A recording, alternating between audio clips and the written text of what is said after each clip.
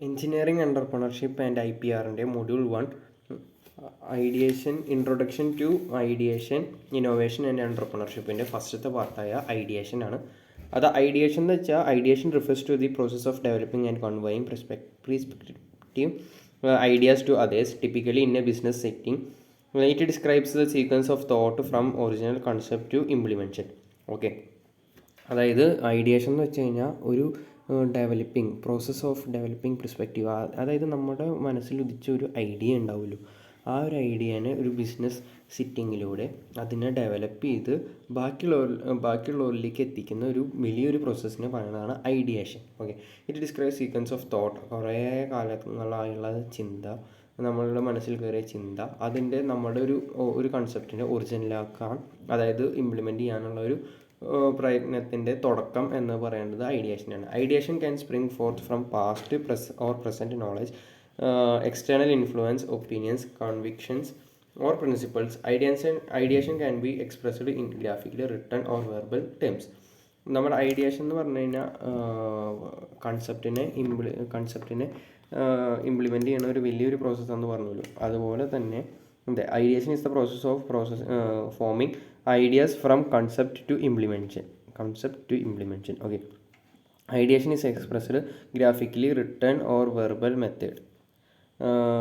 Method for past or present. നമ്മൾ ഇപ്പോൾ ചിലപ്പോൾ പണ്ട് നമുക്ക് തോന്നിയ ഒരു ഐഡിയ ആയിരിക്കും. അപ്പോൾ നമ്മൾ ആഗ്രഹിച്ച് എൻജിനീയറിംഗ് എടുത്തു, ഈ ഒരു ഫീൽഡിൽ എനിക്ക് ഒരു പ്രൊഡക്റ്റ് ഇറക്കിയാൽ കൊള്ളാം എന്നൊരു രീതി ഉണ്ടാവുമല്ലോ, എന്നൊരു മൈൻഡ് സെറ്റ് ഉണ്ടാവുമല്ലോ, അല്ലെങ്കിൽ ഒരു ഐഡിയ ഉള്ളവർ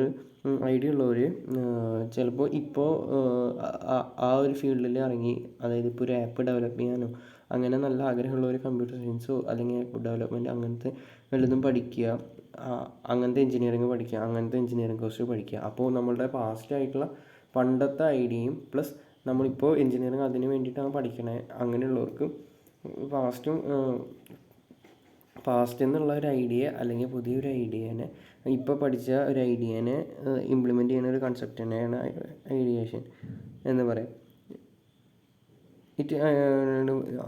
ഐഡിയേഷൻ അല്ലെങ്കിൽ influences, opinions, experience and personal കോൺവിക്ഷൻസ്.